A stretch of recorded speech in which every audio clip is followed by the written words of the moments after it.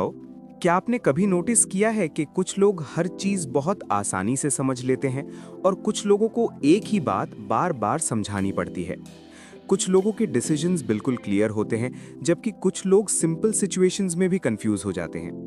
बहुत लोग सोचते हैं कि ये सिर्फ किस्मत है, कि कुछ लोग पैदा ही स्मार्ट होते हैं, लेकिन ये सच नहीं है। रिसर्च बताती है कि इंटेलिजेंस कोई फिक्स्ड चीज नहीं होती। आपका आईक्यू, आपकी सोच सीधा आपकी डेली हैबिट से जुड़ी होती है। मतलब आप रोज क्या करते हो, वही डिसाइड करता है कि आपका दिमाग कितना शार्प है। इस वीडियो में मैं आपको 6 ऐसी हैबिट्स बताऊंगा जो असल में आपके ब्रेन की कैपेसिटी को कमजोर करती हैं। हैबिट 1, सोचे बिना कंज्यूम करना। एक ईमानदार सवाल, आज आपने कितनी रील्स, वीडियोस या कंटेंट देखा? 10, 20 या उससे भी ज्यादा? अब दूसरा सवाल, आज आपने क्या जेन्युइनली सीखा? ऐसी कौन सी चीज जो आपके काम आई और जो आपने अप्लाई की? ज्यादातर लोग कहेंगे याद नहीं, और वही प्रॉब्लम है।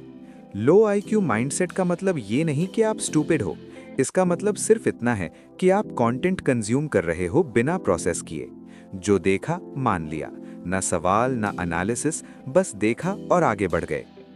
स्मार्ट लोग कंटेंट देखते वक्त खुद से सवाल पूछते हैं, क्या ये सही है या गलत? मैं इसे रियल लाइफ में कैसे यूज करूंगा? हैबिट 2, मेहनत से बचना और स्ट्रगल से भागना। कभी आपके सामने कोई प्रॉब्लम आई, होमवर्क का सवाल या कोई चीज समझ नहीं आई, आपने तुरंत क्या किया? गूगल खोला, यूट्यूब देखा, दोस्त को मैसेज किया, या खुद ट्राई ही नहीं किया?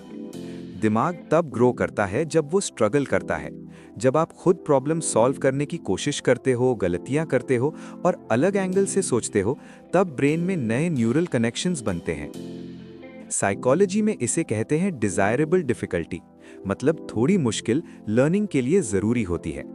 आज से एक रूल बनाओ, किसी भी चीज को कम से कम 10 मिनट खुद ट्राई करो। अगर फिर भी ना हो, तब हेल्प लो। हैबिट 3, ईगो को सच से ऊपर रखना। क्या कभी आपको अंदर से पता था कि आप गलत हो, फिर भी आर्ग्यू करते रहे, सिर्फ इसलिए कि हारना नहीं था?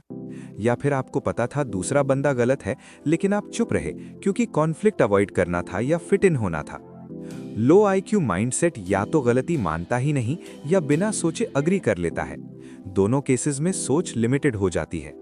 स्मार्ट लोग जल्दी अपनी गलती मान लेते हैं और जरूरत हो तो रिस्पेक्ट के साथ डिसएग्री भी करते हैं। अगर आप सिर्फ लोगों को खुश करने के लिए अग्री करते रहोगे, तो धीरे धीरे आपकी अपनी सोच खत्म हो जाएगी। हैबिट 4, सिर्फ अपनी दुनिया तक लिमिटेड रहना। मैंने नोटिस किया है कि जो लोग स्मार्ट लगते हैं वो कई टॉपिक्स पर बात करते हैं, psychology, history, science, business, sports.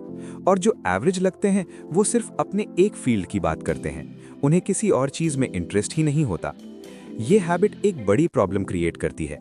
Brain का काम सिर्फ इंफॉर्मेशन स्टोर करना नहीं है, ब्रेन का असली काम है डॉट्स कनेक्ट करना, अलग अलग चीजों को जोड़कर नई इनसाइट बनाना। क्यूरियोसिटी इंटेलिजेंस की सबसे बड़ी निशानी है। हैबिट 5, मेमोरी को वीक रहने देना। कितनी बार आपने लोगों को कहते सुना है कि मेरी मेमोरी बहुत वीक है, मुझे कुछ याद नहीं रहता, और वो इसे परमानेंट कंडीशन समझ लेते हैं। एक मूवी के बारे में सोचो जो आपको बहुत पसंद थी। उसके डायलॉग्स, सीन्स और कैरेक्टर्स बिना एफर्ट के याद हैं, लेकिन कल क्या पढ़ा था वो याद नहीं। क्यों? क्योंकि मूवी के वक्त आपका ब्रेन जेन्युइनली एंगेज्ड था, पढ़ते वक्त फोकस कहीं और था। स्ट्रॉन्ग ब्रेन तब बनता है जब आप किसी चीज को अपने वर्ड्स में एक्सप्लेन करते हो। नोट्स देखे बिना लिखने की कोशिश करो, खुद से सवाल पूछो, मैं इसे कैसे समझाऊंगा? इसे कहते हैं एक्टिव रिकॉल, और साइंस के मुताबिक ये सबसे इफेक्टिव मेमोरी टेक्निक है। हैबिट 6, रिकवरी को इग्नोर करना। बहुत लोग सोचते हैं जितने बिजी होंगे उतने प्रोडक्टिव होंगे, रेस्ट करना मतलब टाइम वेस्ट करना। लेकिन यही सोच ब्रेन की कैपेसिटी को स्लो कर देती है। ब्रेन रेस्ट के दौरान भी काम करता है, और रैंडम काम नहीं, बहुत इंपॉर्टेंट काम। अगर आपको ये वीडियो यूजफुल लगी हो तो लाइक करें, शेयर करें और सब्सक्राइब करें। मिलते हैं नेक्स्ट वीडियो में। Thank you.